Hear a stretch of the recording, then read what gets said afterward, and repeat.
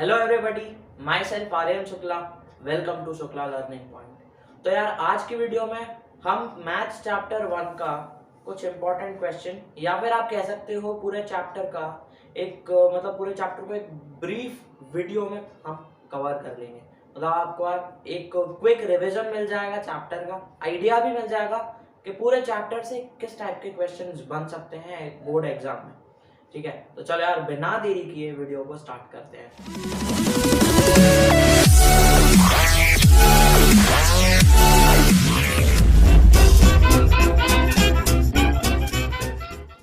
तो भाई चैप्टर में है पहला टॉपिक यूक्लिड्स डिवीजन लेमा, दूसरा है यूक्लिड्स डिवीजन एल्गोरिथम जो कि यूक्लिड्स डिवीजन लेमा पे ही बेस्ड है।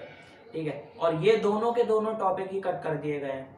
तो 1.1 एक्सरसाइज भी कट हो गई है। ठीक है, तो उससे रिलेटेड कोई क्वेश्चन तो आएगा भी नहीं बोर्ड एग्जाम में फॉर 2020।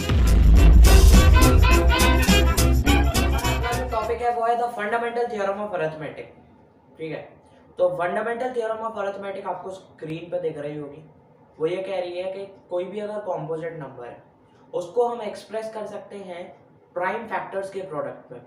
ठीक है, और ये जो एक्सप्रेशन है वो एक यूनिक है। ठीक है, वो यूनिक ऑर्डर है। अब उसका अगर आप ऑर्डर चेंज कर दो ना तो कोई दिक्कत नहीं है, वो सेम ही रहेगा ना। जैसे कि 2 इंटू 3 इंटू 5 है तो 3 इंटू 2 इंटू 5 लिख दो, है तो वो सेम ही ना। तो बस यही है, उसमें एक्सप्रेशन यूनिक है अपार्ट फ्रॉम द ऑर्डर, क्योंकि ऑर्डर आप चेंज कर दो लेकिन बात तो वो सेम है। तो ये है फंडामेंटल थ्योरम ऑफ अरिथमेटिक, और इस पे बेस्ड कुछ क्वेश्चंस आपको आ सकते हैं। जैसे कि पहला क्वेश्चन है इसमें से, prove that there is no natural number for which 4 raised to n ends with the digit 0। ये क्वेश्चन आपको मैं करा चुका हूँ। देखो भाई, यहाँ पर ये बोला जा रहा है कि हमें प्रूव करना है कि ये जो 4 raised to n है, अगर 4 n की ऐसी कोई वैल्यू है ही नहीं कि अगर उसको सॉल्व करेंगे तो जो यूनिट डिजिट है वो 0 है। ठीक है, मतलब मेरा कहने का मतलब ये है कि जैसे कि 5 का मतलब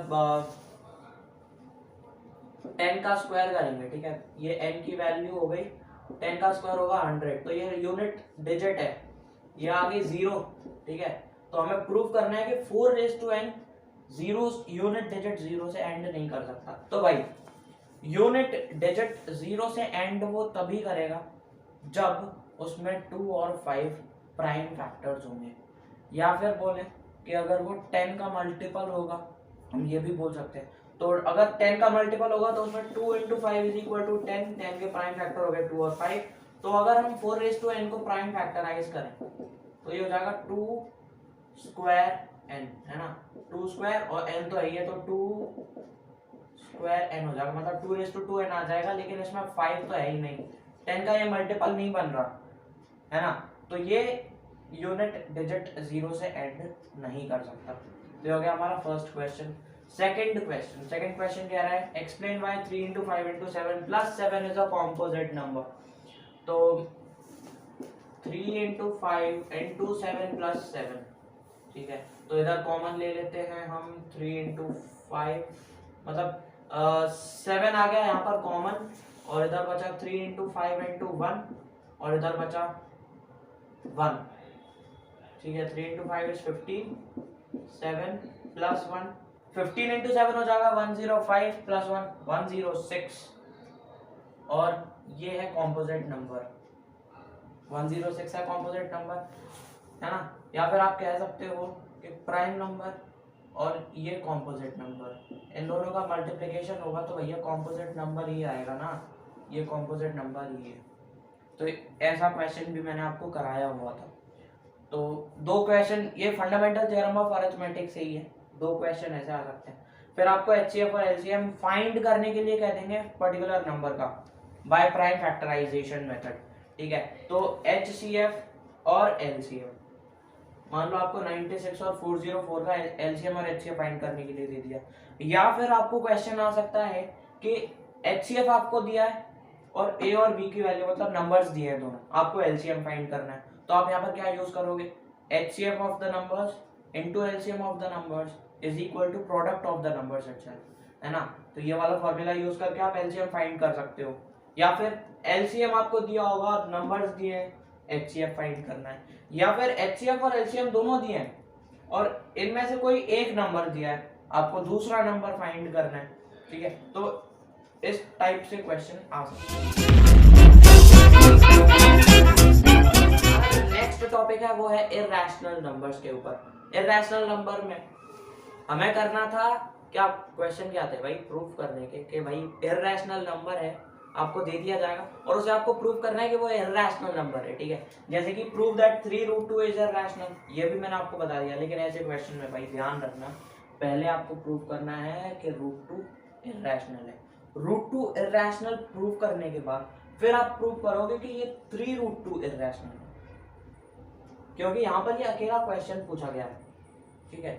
अगर आपको ऐसा मतलब दिया जाता कि prove the following numbers that they are irrational, अब उसमें आपको 2 या 3 नंबर्स दे दिए, उसमें है 5√2 है, दूसरा है 3√2, या फिर और दूसरा है 3 + 2√2, ठीक है, तो 3 है, सब में √2 आ रहा है, तो उसमें आप ये कर सकते हो कि √2 को आप एक बार प्रूव कर दो कि वो इरैशनल है और उन तीनों क्वेश्चंस को सॉल्व कर दो, ठीक है, फिर आपको प्रूव करने की जरूरत नहीं है। लेकिन ऐसे क्वेश्चन में आपको पहले √2 को प्रूव करना पड़ेगा कि वो इरैशनल है, उसके बाद 3√2 को इरैशनल प्रूव करना। ओके, अब आपको भाई मैं बता रहा हूँ, रिकॉल करवा रहा हूँ इस टॉपिक को, तो आपके दिमाग में जल्दी से आना चाहिए कि इसको कैसे सॉल्व करना है, ठीक है। तभी आप, अगर आपके दिमाग में आ रहा है ना, तो आप समझ लो आपको टॉपिक बहुत अच्छे से क्रिस्टल क्लियर हो चुका है टॉपिक आपको। और अगर दिमाग में नहीं आ रहा तो वीडियो को दोबारा से देखो जाकर, भाई 3 ही तो वीडियोज हैं, फंडामेंटल थ्योरम ऑफ अरिथमेटिक है और इरैशनल नंबर्स है, रैशनल नंबर है, 3 टॉपिक है इस चैप्टर में और कुछ नहीं। और उसकी डेसिमल एक्सपेंशन में भी कुछ नहीं है भैया।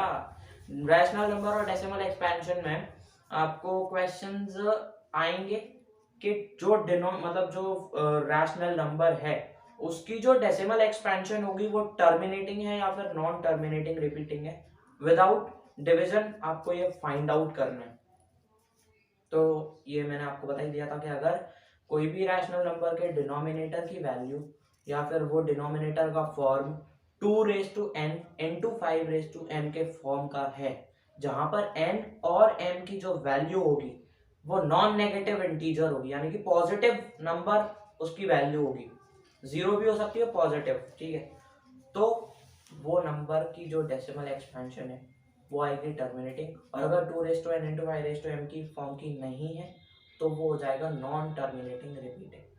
तो ये हमारा पूरा चैप्टर हो चुका है रिवाइज एक वीडियो में, पूरे आपको आइडिया मिल गया कि कैसे क्वेश्चन आ सकते हैं। और हाँ, HCF और LCM से रिलेटेड वर्ड प्रॉब्लम भी आ सकते हैं, ठीक है, वर्ड प्रॉब्लम आ जाएंगे, जैसा कि हमने एक्सरसाइज 1.2 में देखा हुआ था, ठीक है। एक लास्ट प्रॉब्लम था 18 और 12 मिनट के, अगर वो स्टार्टिंग पॉइंट से मतलब सेम पॉइंट से स्टार्ट करते हैं, सेम टाइम पे स्टार्ट करते हैं, और एक बंदा लेता है 12 मिनट राउंड को कवर करने के लिए, एक लेता है 18 मिनट, तो वो दोनों बंदे स्टार्टिंग पॉइंट पे दोबारा कब मीट करेंगे, ठीक है, तो वो फाइंड आउट करना था। उसमें हमें LCM फाइंड करना था, क्योंकि हमें सबसे पहला पॉइंट चाहिए जब वो मीट करेंगे, क्योंकि मीट तो वो बहुत बार करेंगे अगर वो राउंड लगाते रहे तो, ठीक है, तो उसमें LCM lowest common multiple we have to find.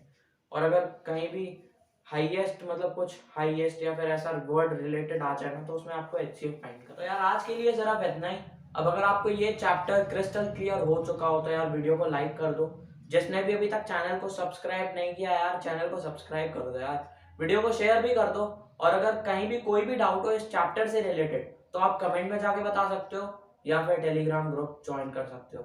Shukla learning point है टेलीग्राम ग्रुप, डिस्क्रिप्शन में उसकी लिंक मिल जाएगी, या फिर आप डायरेक्टली टेलीग्राम ऐप पे जाके शुक्ला लर्निंग पॉइंट सर्च कर लेना, ग्रुप ज्वाइन कर लेना, वहां पे आप फ्रीली डाउट पूछ